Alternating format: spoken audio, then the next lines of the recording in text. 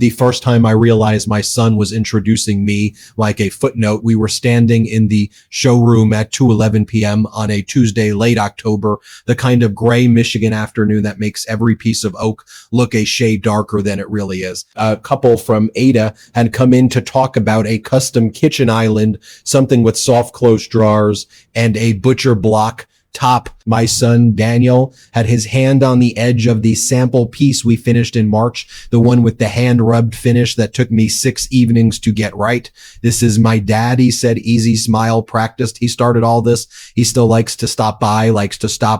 I remember thinking, that literally, that the phrase had weight to it, like he just moved me from foundation to decoration in one sentence. The couple nodded politely. The woman said, "That's so nice, the way people say things when they don't know what else to say. That's so nice, the way people say things when they don't know what else to say." I didn't correct him. I didn't need to. I said his name once quietly. Daniel. He glanced at me just for a second, then kept talking about lead times and premium hardware, like I wasn't standing there holding a Stanley folding rule that had more history in it than his entire pitch. It's a 1978 Stanley, brass hinges worn, smooth edges nicked from 40 years of being dropped on concrete. My father's before it was mine. I carry it in the left chest pocket of my flannel, same place every day. Old habits don't ask permission. Here's the thing. I had signed the company over to him 9 months earlier. Mercer and Oak LLC, 51% to Daniel, 49 to a holding trust. We'd set up when his mother passed. On paper. It was clean on paper. It was clean on paper. It was generous. People told me that you're doing the right thing. They said, like, there's a right way to hand over something you built board by board behind a garage in 1989. I remember the exact date, January 14th, snow coming down sideways, visibility maybe 20 yards. We sat in Dana Whitcomb's office in Kalamazoo at 10:06 a.m., signed everything by 10:38. Dana has this habit. She takes her glasses off right before she says something she wants you to actually hear.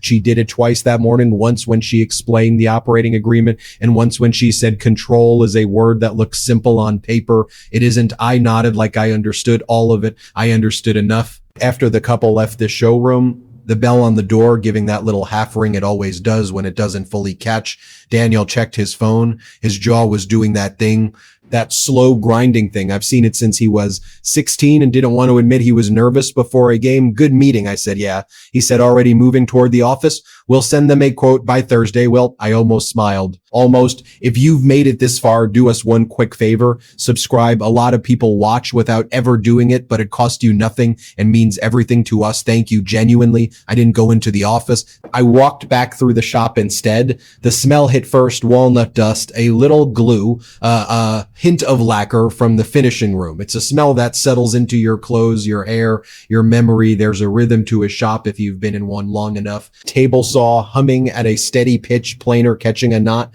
and complaining for half a second, someone tapping a chisel against a bench to clear it. Miguel was at station 3, sanding a cabinet face. He looked up, gave me a nod. Mr. Mercer. Harold, I said, like always. How's the shoulder? Better, he said, rolling it once. Doctor says, no more lifting over 50. Doctor's not wrong, I said. Listen to him at least half the time. He laughed. I'll try. There was a time when I knew every order by heart, the sizes, the species, the quirks of each client. Now there was a whiteboard by the office with everything color-coded: blue for pending, green for in progress, red for delayed. There were more red lines than I liked. I counted them without meaning to. 8. I count things when I'm nervous. I always have.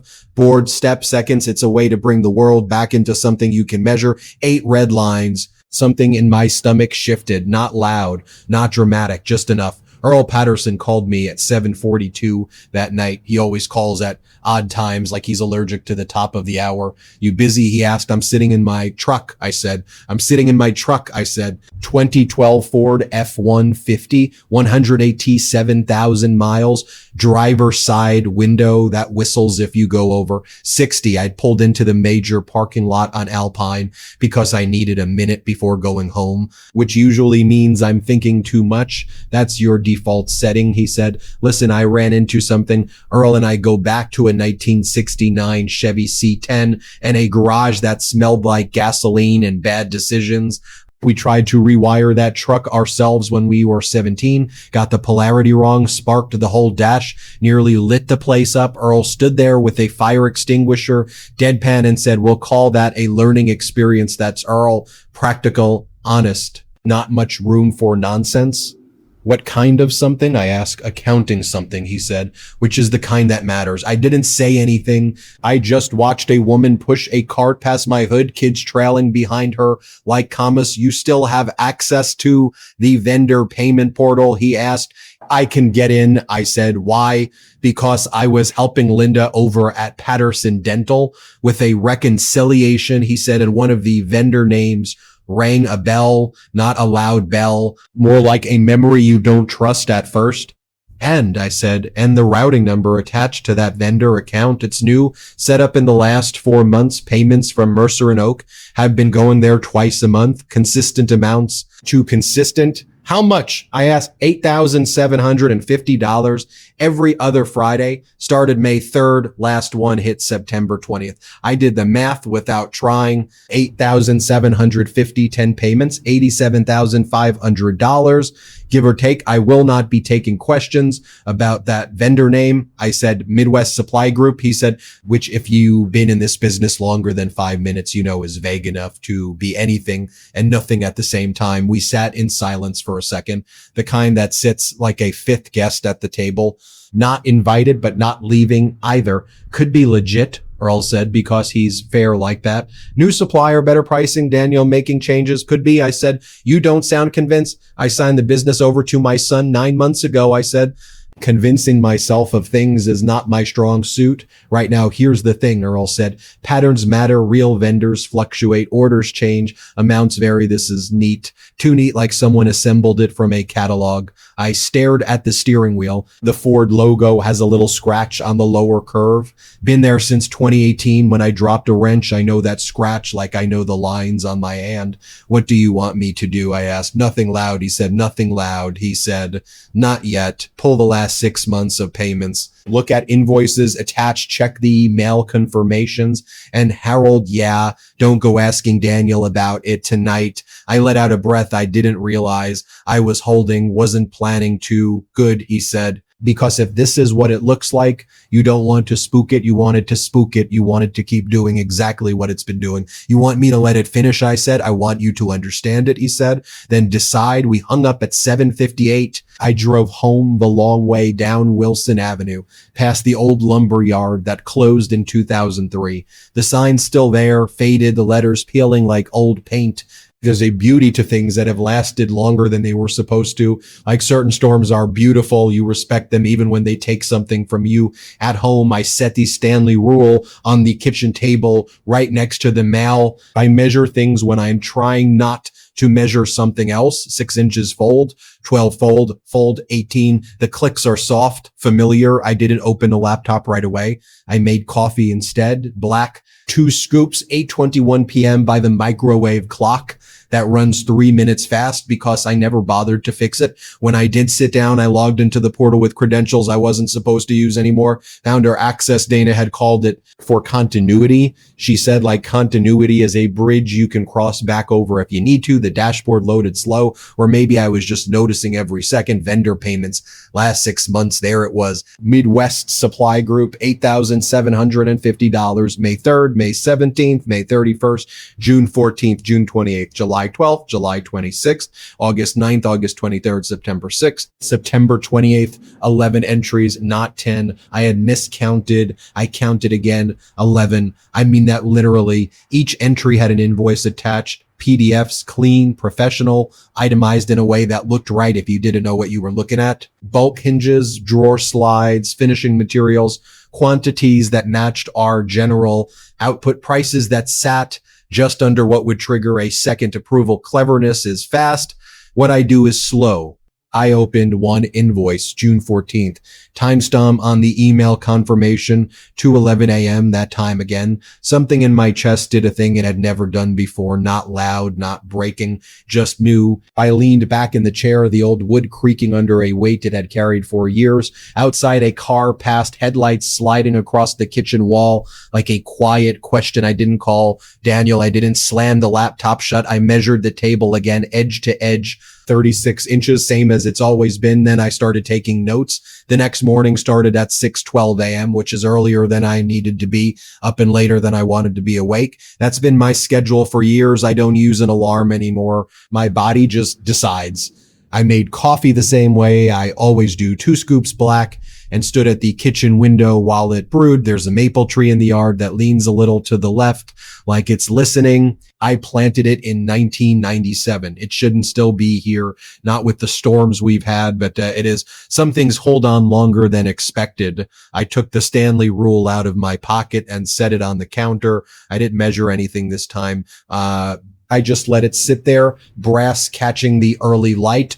Old habits can wait if you tell them to. At 7:03, I texted Earl, "Coffee?" He replied at 7:05, same place, same place. The diner on Leonard Street hasn't changed since the late 80s. Same vinyl booth, same waitress named Carol, who's been calling me on since 1992. We always sit in the back corner, table 7, under the clock that runs 2 minutes slow. Earl was already there when I walked in at 7:32. Coffee in front of him, newspaper folded to the business section like he still trusts print. "You look like you didn't sleep," he said. "I slept," I said, "just not all at once."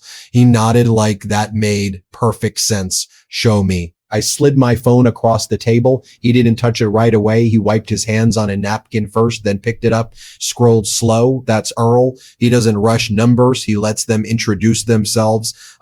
11 payments, he said after a minute. "I counted 10 last night." I said, "You corrected it." He said, "Good." Carol came by. "You boys want the usual?" "Yes, ma'am," Earl said. "Another coffee?" She poured without asking me. I nodded, "Thanks." "Look at the timestamps." I said. Earl did. 2:11 a.m. That's consistent, too consistent. I said. He zoomed in on one of the invoices. "Formatting's clean. Fonts match. Line items are plausible. Whoever did this knows your business well enough to fake it without overreaching. Daniel knows the business." I said. Earl didn't look up. I didn't say he didn't. We sat there for a second. The clatter of dishes from the kitchen, a radio playing something low and country, a couple arguing quietly 2 booths over about a car payment, life going on like nothing had shifted. "Here's the thing," Earl said. "If this is internal, it's not sloppy, it's disciplined, same amount, same interval, under approval thresholds. That tells me whoever's doing it understands your controls." "I wrote those controls." I said. "I know," he said, "which means whoever's doing this learned from you." That landed, not loud, just enough. "You want me to say it?" He asked. "No," I said. "Not yet." He nodded. "Fair. Could it be someone else?" I asked. "Shop manager, office, possible." He said. "But access matters. Who can set up a new vendor, change routing info, approve payments under 10 grand without a second signature?" "Daniel," I said. "And Linda in accounting, but she doesn't touch vendor setup without approval." "Then we don't assume," Earl said. "We verify." I almost smiled, almost. "Step 1, he said, holding up one finger, "we confirm Midwest Supply Group exists beyond those invoices, address, registration. Anything?" "Step 2, I asked. "Bank." He said, "Routing number ties to a specific institution, sometimes even a branch. We see where the money's actually going." And step 3, he took a sip of coffee. "We don't change a damn thing, not yet." "Let it keep going," I said. "Let it keep going," he echoed. "Let it keep going," he echoed. "Patterns tell stories. Interrupt them too early. You get half a sentence. Think about that for a second." We ate in relative silence. Eggs, toast, nothing fancy. At 8:14, Earl folded the newspaper, slid it aside. "You still have Dana on retainer?" he asked. "Technically," I said. "She doesn't like being called unless it matters." "This matters," he said. "I know." I said. "I just want a little more before I bring her in." "Harold," he said, leaning forward. "I get the instinct, I do. But legal traps work best when they are set before you think you need them." I held up one hand, just one. "I'm not going rogue." He leaned back. "Good." We left at 8:27. I paid. He protested. I ignored him. Old habits. Back at the shop, I didn't go through the showroom. I went straight to the office. 9:03 a.m., closed the door behind me. The office still smelled like the same cheap lemon cleaner Linda's used since 2001. There's a dent in the desk where I dropped a clamp in 2009. I run my finger over it sometimes. It's still there. I logged into the system again. Vendor management this time, Midwest Supply Group. Address listed 2148 Industrial Drive, Suite B, Lansing, Michigan. Phone number 517, area code, email baccounting@midwestsupplygrap.com, mail to Colin accounting@midwestsupplygrap.com. I typed the address into the browser. The building came up on Street View, a low beige structure with 3 units. Suite A was a printing company. Suite C was a plumbing supply store. Suite B had a sign that read available, no logo, no name. That was the first red flag. I didn't know it yet, but that was the first one I could prove. I called the number 9:11 a.m. It rang 4 times, then went to voicemail, generic. You've reached Midwest Supply Group. Please leave a message. No name, no voice, just a recording that sounded like it came with the phone system. I hung up without leaving anything. Miguel knocked once, stuck his head in. Daniel's looking for you. Tell him I'll be out in a minute. I said. Miguel nodded, disappeared. I opened the bank details on one of the payments, routing number, account ending in 4,421. I copied the routing number, pulled up the directory. It tied to a regional bank out of Grand Rapids, not a big one, not small either. The kind that knows its customers by name if you've been there long enough. I wrote it down, paper, pen. I don't trust memory alone when it matters. At 9:18, I walked out into the showroom. Daniel was by the counter, flipping through a catalog. You needed me, I said. He looked up, smiled. Yeah, quick thing. We're thinking of switching hinge suppliers, better pricing, faster lead times. I wanted your take. I watched him for a second. His posture was relaxed. Too relaxed. Or maybe I was seeing something that wasn't there. That's the danger, right? Once you start looking, everything looks like a clue. Which supplier, I asked. Midwest Supply Group, he said, like it was nothing. I felt something in my chest go very still. Midwest, I repeated. Yeah, he said, we've been testing them a few months. Quality's good. Prices are competitive. Honestly, it's a no-brainer. You know what I did? I laughed, not loud, just enough. Sounds efficient, I said. It is, he said. I'm trying to streamline things. You know how it is. I do, I said. I wrote most of it. He grinned, a little sheepish. Yeah. And I'm trying to build on it. That's the idea, I said. We stood there for a second. The silence sat between us, not hostile, just present. You want me to sign off on the switch? I asked. He hesitated just a fraction. I mean, technically I can approve it, but I wanted your blessing. I nodded slowly. You have it. His shoulders eased. Thanks, Dad. Dad, he doesn't use that word much in the shop. I almost smiled. Keep me posted, I said. Will do, he said, already turning back to the catalog. I walked back through the shop, past the whiteboard. 8 red lines had become 9. I counted them 9. At 10:02, I was back in the office. I picked up the phone, dialed a number I hadn't used in a while. Whitcomb Law, the receptionist said. Dana Whitcomb, please, I said. One moment. There was a click, then Dana's voice. Harold, she always says my name like she's placing a piece on a board. Dana, I said. I think I need to take you up on that conversation about control. She was quiet for a beat. Then I heard the faint sound of her setting something down, probably her glasses. Tell me everything, she said. I did, not all at once. I don't rush things that matter. I gave her the payments, the invoices, the address, the conversation with Daniel, times, dates, numbers. 2:11 a.m., 11 payments, $8,750 each. When I finished, she didn't speak right away. Okay, she said finally, here's what we're going to do. I leaned back in the chair, the old wood creaking again, like it was bracing itself. First, she said, we document everything you've already found, screenshots, downloads, timestamps. We preserve it exactly as it is right now. Done, I said. Second, she continued, we quietly expand visibility. I want access logs, IP addresses if possible, and any internal approvals tied to those payments. I can get that, I said. Third, she said, we do not confront anyone, not yet. We let the pattern continue long enough to establish intent, not just occurrence. Let it finish. I said, yes. She said, let it finish. There was a pause. Then she added softer, Harold, I'm going to ask you something and I need you to answer honestly. Okay. If this leads where it looks like it might, what do you want the outcome to be? I stared at the dent in the desk. Run my finger over it once. I want the company protected. I said the employees, the clients, and your son, she asked. I sat in my car for a while. I don't know yet, I said. She didn't push. That's why I trust her. All right, she said, we'll build the structure so you have options. Legal, clean options. No noise. No noise, I echoed. Call me if anything changes. She said, I will. We hung up at 10:26. I sat there for a second, the shop noise filtering through the door, muted steady like a heartbeat. You don't notice until you do. I took the Stanley rule out of my pocket, unfolded it to 12 inches, then folded it back. Cleverness is fast. What I do is slow, and something about this was just getting started. By the second week of November, I had stopped sleeping through the night entirely, not because of panic. Panic is loud. This was quieter than that, more precise. I'd wake up around 2 a.m., stare at the ceiling for 10 minutes, then eventually give up and walk into the kitchen.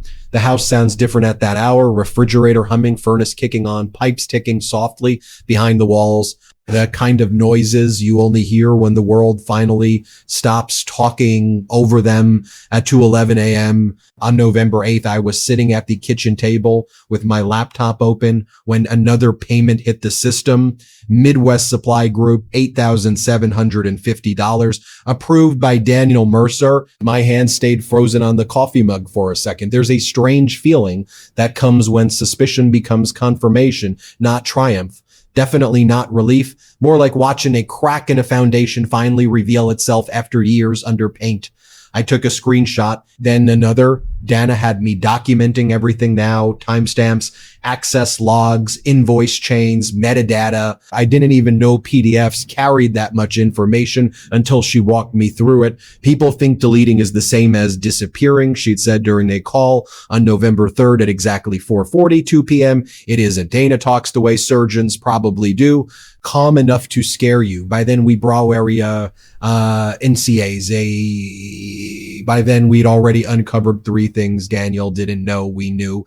First, the Midwest Supply Group wasn't registered in Michigan, Ohio, Indiana, or Illinois. Dana had a paralegal check every surrounding state. Second, the routing number led to a business account opened 7 months earlier under a holding LLC called Green Raver Consulting Partners. Third, and this was the one that made me go very, very quiet, the LLC had been created using the address of a UPS store in Grand Rapids, Suite 441. I knew that UPS store because I used it myself 15 years ago when Mercer and Oak was still operating out of a rented warehouse with leaking pipes and one bathroom that sounded like a diesel engine every time someone flushed it. Think about that for a second. That wasn't random. That was Daniel using an address connected to our history because he assumed nobody would look twice at it. He learned that from me too. I mean, that literally. At 8:16 that morning, I walked into the shop carrying 2 coffees, one for me, one for Daniel. He looked surprised.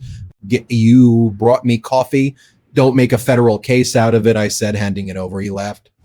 And trust me, hearing your own son laugh while you're quietly building a legal case around him does something strange to your nervous system. He took a sip. Still too strong. That's because you drink melted milkshakes pretending to be coffee. Dad, caramel latents are normal. No, I said, they are dessert with paperwork. That got another laugh for a second. And this is the part nobody tells you. I almost wanted the whole thing to be wrong because Daniel wasn't some cartoon villain. He was my son. I taught him how to sand against the grain by accident when he was 9. I taught him how to drive in an empty church parking lot during a snowstorm in 2004. I sat beside his hospital bed for 36 hours when his appendix ruptured at 19. Human beings are inconvenient that way. Even when they disappoint you, your memory keeps handing you softer versions of them. You okay? He asked suddenly why you have been quieter lately. I almost smiled, almost. Careful, I said. People might think I'm aging. He smirked at that, but something in his expression lingered half a second too long. Nervousness, maybe guilt, maybe just stress. His jaw started grinding again. That slow grinding thing, they've just got a lot going on, he said. Yeah, I said, me too. Then Linda from McCountain walked in holding a folder against her chest like it might explode. Daniel, she said carefully, the Horizon Builders deposit still hasn't cleared. Daniel exhaled hard. I talked to them yesterday. They said they wired it Friday. They probably messed up the transfer, he said quickly. Linda nodded, but her hand stayed frozen on the folder. That was the second red flag. Money flow problems. You don't delay vendor payments and aggressively chase deposits unless cash is tighter than people think. I didn't say anything. I just sipped coffee and watched. Quiet authority isn't dramatic. That's the mistake people make. They think power announces itself. Most real power just observes longer than everyone else. At 11:43 a.m., Earl called. You alone? He asked in the truck. Good. I got the bank trace. I shut the door. And that Green River account, he said, transfer started branching out in September. How many branches? 3. I grabbed a pen automatically. One goes to a brokerage account. One goes toward a leased Escalade registered under Green River. And one, this is the fun part, goes directly toward a condo payment downtown. I closed my eyes for a second. Daniel lived in a modest colonial in Wyoming, Michigan. Mortgage nearly paid off. Practical house normal. A downtown condo was new. How much? I asked. Condo mortgage is $3,940 a month.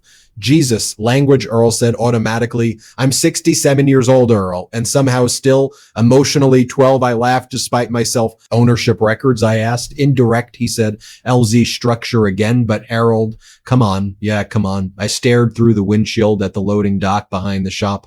Rain had started coming down in thin gray lines, turning the pavement the color of wet slate. You think he's in trouble? I asked quietly. Earl took a second before answering. I think people don't siphon nearly $100,000 unless they've convinced themselves they deserve it. That landed harder than I expected because maybe that was the part hurting me most. Not greed, entitlement, like the company had become inheritance.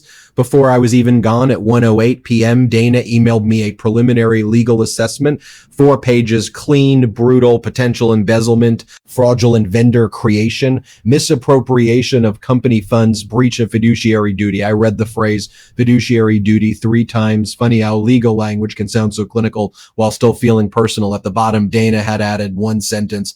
Do not confront him until we secure the full financial picture. No problem there because something inside me had shifted from anger into focus.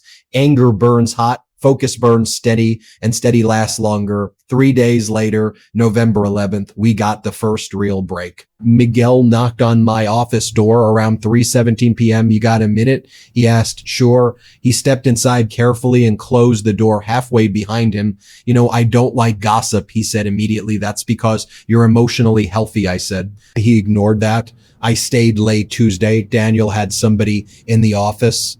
Okay. Guy in a gray coat, younger, expensive watch. They were arguing. Something in my stomach shifted again. About what? I couldn't hear everything, Miguel said, but I heard Daniel say, I just need another month. During they stayed very still, and the other guy I asked, Miguel frowned, thinking, you promised me Octoberette. I think something like that. Debt, not luxury, pressure. That changed things. Why tell me this?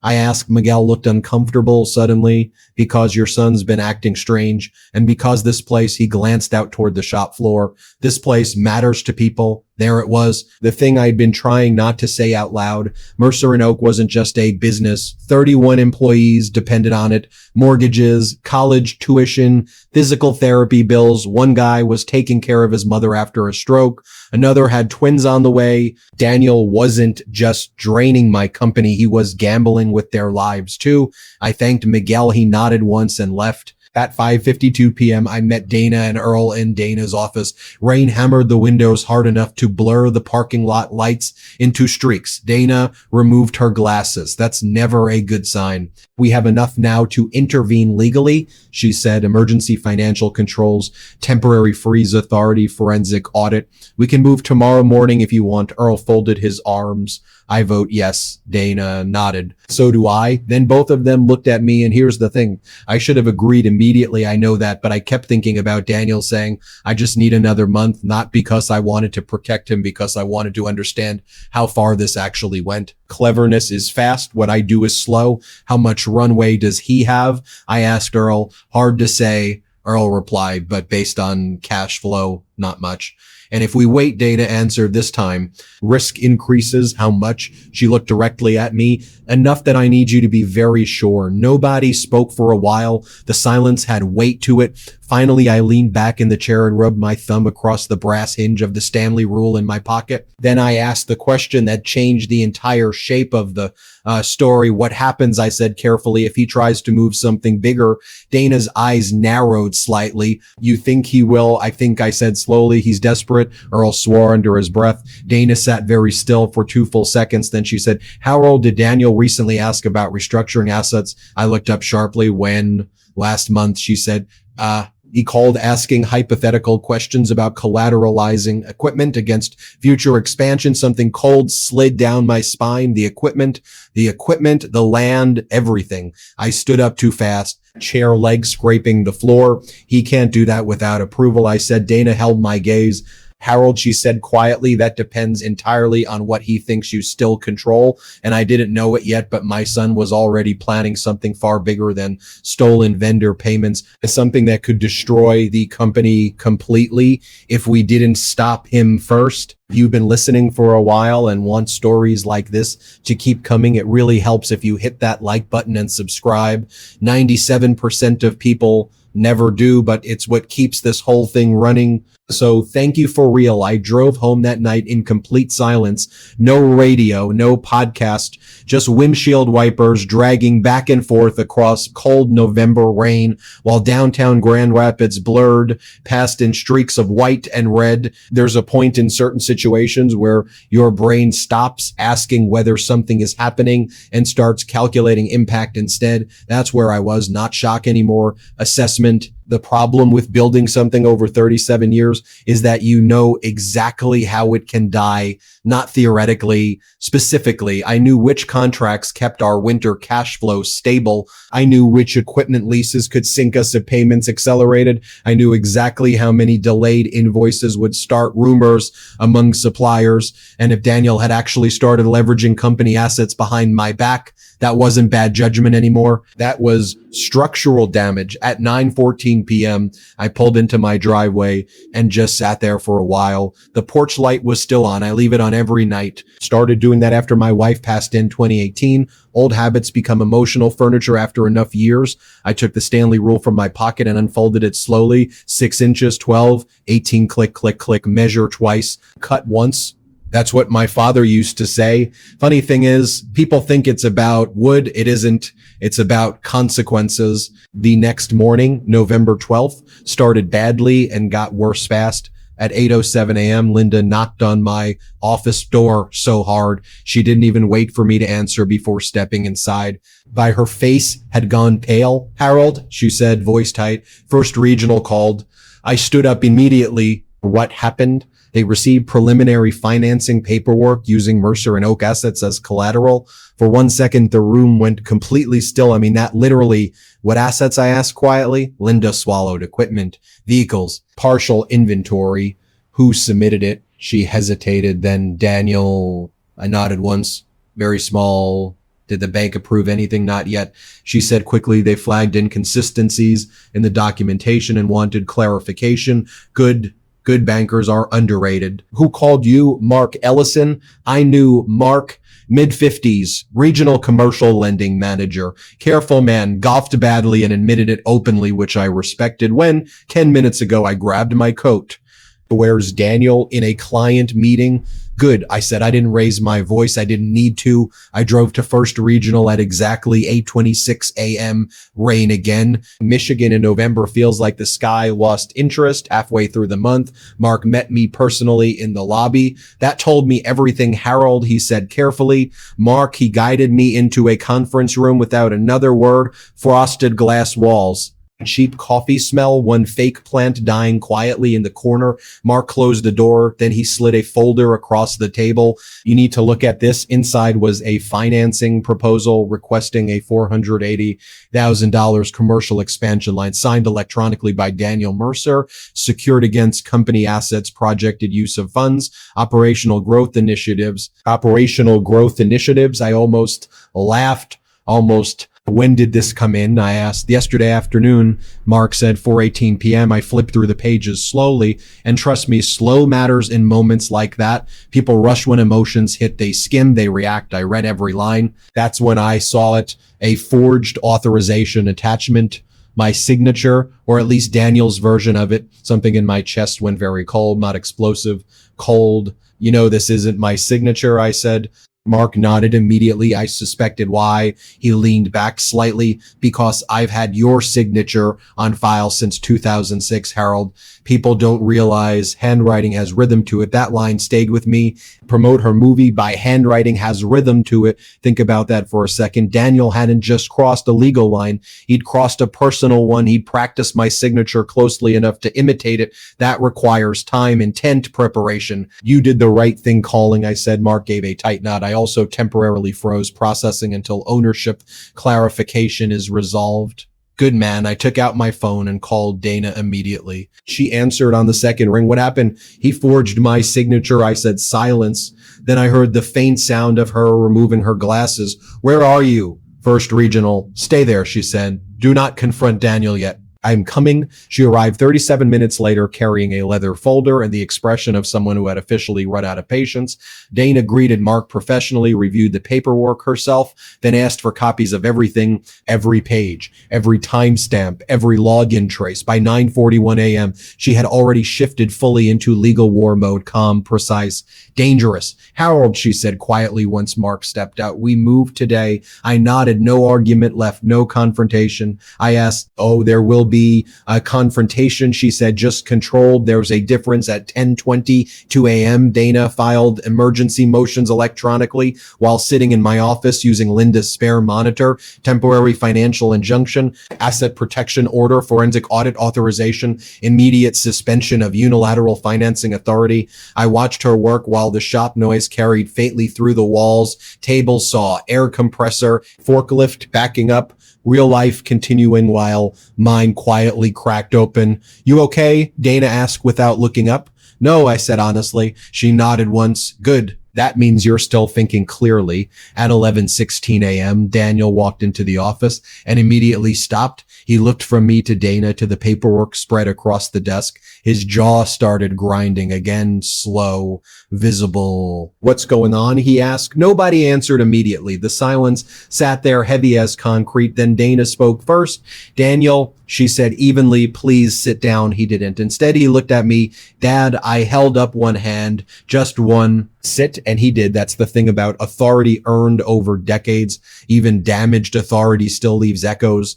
Daniel sat slowly across from us, trying to look calm and failing around the eyes. What is this? He asked. Dana folded her hands neatly. This is the point where you listen carefully. His breathing changed slightly, tiny shift, but noticeable. She slid the financing proposal across the desk. I'd like you to explain why you attempted to secure a $480,000 commercial line using company assets and a forged authorization signature. Daniel stared at the document, then at me, then back down. And for a second, just 1 second, I saw pure fear, real fear. I can explain, he said quickly. I'm sure you can, Dana replied. Start with the signature. It wasn't. He stopped himself. Too late.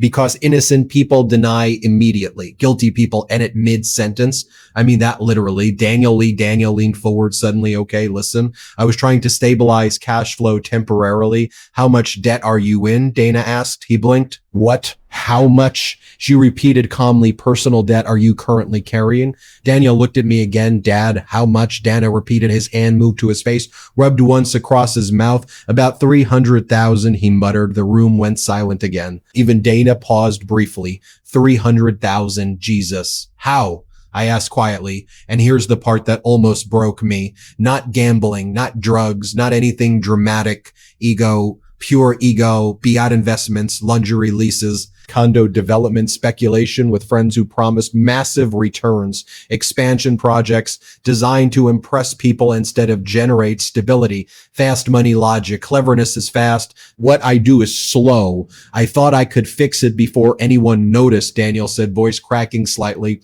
I just needed liquidity for a few months, Dana repeated carefully, using stolen company funds and fraudulent collateral applications. I was going to pay it back. There it was. was the sentence every desperate person says eventually. I sat very still. You used employee payroll infrastructure as your personal bridge loan. I said quietly. Daniel looked down. That wasn't the intention. No, I asked. Then what exactly was the intention? He didn't answer because there wasn't a good answer. Because there wasn't a good answer because there wasn't a good answer. Only layers of bad decisions stacked like wet lumber waiting to collapse. You know what hurts? I said softly. Daniel looked up slowly. You thought this place was yours before I was even gone. His face changed. That actually changed, like something finally got through. Dad, that's not fair. Fair. I almost smiled. Almost. You forged my name. I panicked. You practiced my signature. That hit him hard. His eyes dropped immediately because he had over and over probably until the rhythm looked close enough. Nobody spoke for several seconds. Then Dana pushed another document toward him. Emergency control orders. Emergency control orders. You are hereby suspended from unilateral financial authority pending forensic review. She said calmly, you were also instructed not to delete, alter, or remove any company records, devices, or communications. Daniel looked stunned now. Actually stunned. You're serious? Dana blinked once extremely. He turned toward me again. Dad, please. And trust me, hearing your grown son say, please, like that does something to you, especially when part of you still remembers carrying him asleep from the car into the house. I didn't call the police, I said quietly, yet I didn't say the last part out loud, didn't need to. Daniel understood anyway. His shoulders sagged slightly. You were just going to let this keep going? He asked. Interesting question. Not how did you know? Not why. Just shocked that I hadn't exploded sooner. Yes, I said honestly. Why? I looked directly at him. Because I needed to know whether you were making mistakes, I said quietly, or becoming someone I couldn't trust at all. That landed hard. His eyes watered instantly, though he tried to hide it by looking away. The silence after that had weight to it. Finally, Dana stood. Daniel, she said professionally, you'll be contacted regarding next steps. For now, your system access has been suspended. He looked at me one last time. Are you destroying me? He asked quietly. And here's the thing. I could have. That was the moral pivot sitting right in front of me. I had enough evidence now to absolutely ruin his life. Criminal referrals, civil liability, public exposure. I could have burned everything down. Instead, I looked at my son for a long moment and said,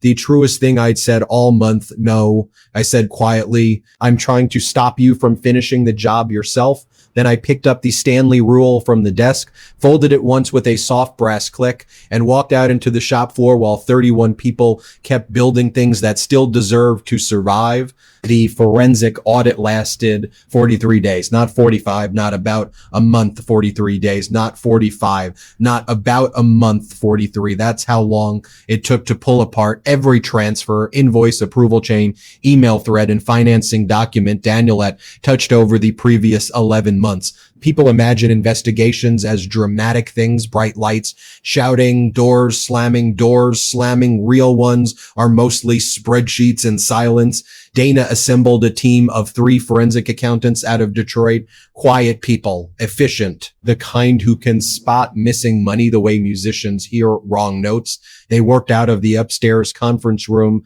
from 7 a.m. until nearly dark most evenings.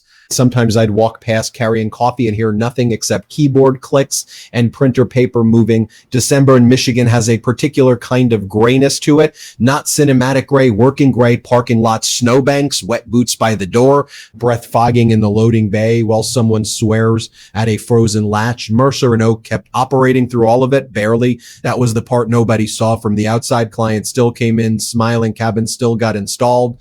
Deliveries still left every Thursday morning at 6:30 sharp, but underneath, everybody felt it. You can feel instability in a workplace before anyone says it out loud. Conversations shorten, people stop laughing as much. Forklifts move slower at 8:16 a.m. On December 3rd, I walked into the break room and heard 2 younger guys immediately stop talking. I pretended not to notice. Quiet dignity matters during collapse, so does restraint. Daniel hadn't been back to the shop since the confrontation. Daniel advised it. Frankly, so did I. Too many emotions, too many employees who'd been there since before he graduated high school. Linda especially took it hard. He used payroll systems. She told me one afternoon while reorganizing files for the audit, do you understand what that means to somebody like me? I did. Linda's worked there 23 years, never missed a payroll cycle once.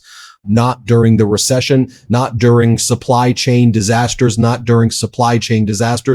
even when a pipe burst in February 2011 and flooded half the accounting office. Some people don't just work at a company, they anchor it. I'm sorry, I said quietly. She looked at me for a second, then nodded once, not forgiveness, just acknowledgement. And honestly, that was enough. The final audit meeting happened January 4th at 5:40, 2 p.m. snow falling outside. Dana's office warm enough to make the windows fog slightly around the edges. Earl sat beside me holding a yellow legal pad he never actually wrote on. Habit more than function. Dana stood near the conference screen while the lead forensic accountant, a woman named Priya Raman, walked us through the findings. Professional voice, calm cadence, professional voice, calm cadence, by no drama. Total unauthorized transfers, 192,005 attempted collateral exposure, approximately $1.8 million in company assets, additional undisclosed liabilities tied indirectly to Daniel, $417,000. I stared at the screen for a while. Numbers become strange after a certain size. They stop feeling real and start feeling geological, like erosion. Can the company survive it? I asked. Priya nodded carefully. Yes, but only because intervention happened before the financing package closed. That sentence mattered before, not after. Dana stepped in then. We now need to decide resolution strategy. Legal language again, resolution strategy. Funny phrase for something that can split a family in half. Earl cleared his throat. What are the options?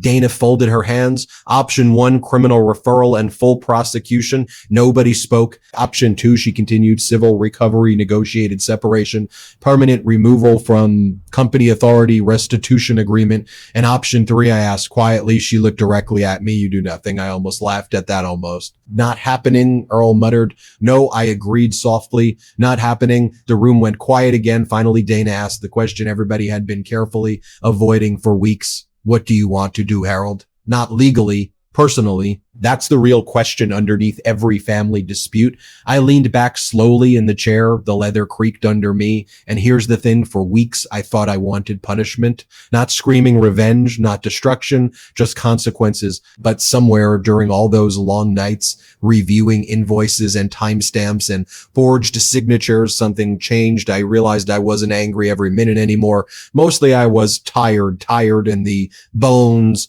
tired the way storms leave trees, looking tired afterward. I want him out. I said finally. Dana nodded once. Done. I want every dollar possible recovered legally. Also doable. And I added carefully, I want the company protected from this ever happening again. That, Dana said quietly, is the most important part. Then she waited. Because she knew there was one final decision left sitting in the room, criminal charges. I rubbed my thumb slowly across the brass hinge of the Stanley rule in my pocket. Click, small sound, familiar sound. My father used to carry this thing every day. Construction sites, hardware stores, kitchen tables. I can still remember the smell of sawdust on his coat when he hugged me. Funny what survives people. I don't want prison, I said quietly. Earl looked at me. Dana stayed completely still. I want accountability, I continued. Dana, public enough to matter, private enough that his life isn't permanently unrecoverable. Dana nodded slowly. That's possible. And trust me, mercy is harder than anger sometimes, especially earned mercy. The agreement took another 3 weeks. Daniel signed full removal from Mercer and Oak operations, full financial disclosure, asset liquidation agreements on the condo and vehicle leases, structured restitution payments, mandatory civil admissions, no criminal referral contingent on compliance. It was brutal without being annihilation, which honestly felt appropriate. I saw him again for the first time, January 29th, neutral location. Dana insisted, small restaurant near the river downtown, quiet place. low lighting, the kind of restaurant where everybody speaks softer than necessary. Daniel looked older. That surprised me, not physically exactly, more like compressed pressure leaves marks on people. He sat across from me at 6:08 p.m., hands folded too tightly together. Neither of us spoke for a moment. Finally, he said, "Thank you." I looked at him carefully. For what? For not destroying me. There it was again, that word, destroy. As if that had ever really been the goal. The waiter appeared awkwardly beside us. "Can I start you gentlemen with drinks?" Both of us looked at him simultaneously. Poor guy backed away almost immediately. "I'll give you another minute." I almost smiled, almost. You know what the worst part was? Daniel asked quietly after a while. "No, you staying calm." I leaned back slightly. "I kept waiting for you to explode," he admitted, "or scream or threaten me." I considered it. I said that actually got the smallest laugh out of him. Then his face tightened again. "But you just kept watching?" "Yeah," I said softly. He stared down at the table. I hated that. "I know." Silence settled again, not hostile this time, just honest. Finally, Daniel rubbed both hands over his face and said the sentence I'd been waiting months to hear. I became somebody I wouldn't have respected either. There it was. Not excuse. Recognition. That matters. "I should have come to you," he said quietly, "before it got this bad." "Yes," I said. "No dramatic speech. No movie dialogue. Just truth." He nodded slowly like he deserved that answer. "Because he did. I kept thinking I could fix it myself," he admitted. "Every month I thought one more investment would solve the last mistake. Cleverness is fast," I said quietly. His eyes lifted toward mine immediately because I used to say that to him when he was younger all the time. "What I do is slow," he finished softly. Yeah, for a second I saw the 12-year-old version of him sitting at a workbench trying to rush through measurements because he was impatient to prove himself. Measure twice, cut once. He never liked the second part. "I'm sorry," he said. "And here's the thing. People think apologies create instant healing. They don't. They just stop the bleeding. Healing is slower, way slower, but they matter anyway." "I know," I said quietly. We talked for another hour. Not about legal agreements, not about numbers, about his marriage strain, his panic attacks, the pressure he felt trying to become bigger than Mercer and Oak instead of simply stewarding it properly. Ego again, always ego. By the time dinner ended, snow had started falling outside again. Soft this time, steady. At the parking lot, Daniel hesitated before getting into his car. "Are we okay?" he asked. "That's a complicated question. Families aren't drywall. You don't patch them cleanly." I looked at him for a long moment, then I told him the truth. "We're civil now," I said. "That's enough for today." His eyes watered slightly, but he nodded at because he understood. And honestly, so did I. 3 months later, Mercer and Oak stabilized. Slowly, a new financial oversight structure went in place. Dual approvals, external audits every quarter. External audits every quarter. Linda got promoted officially to financial operations director, which should have happened years ago. Miguel's shoulder finally healed enough for him to stop pretending he wasn't in pain. The red delay lines on the whiteboard dropped from 9 to 3, then 2, then none. Life doesn't dramatically repair itself after betrayal. It quietly resumes. That's different. Some days I still wonder whether I made the right choice not pursuing criminal charges. Most days I think I did.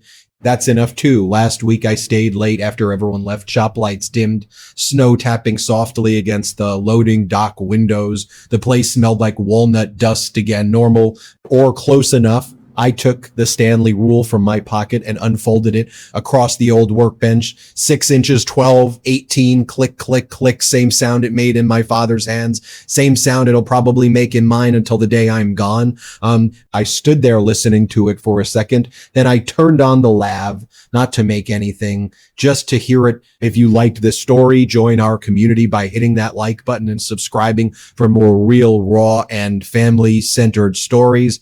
And as always, thank you for being a part of this sphere.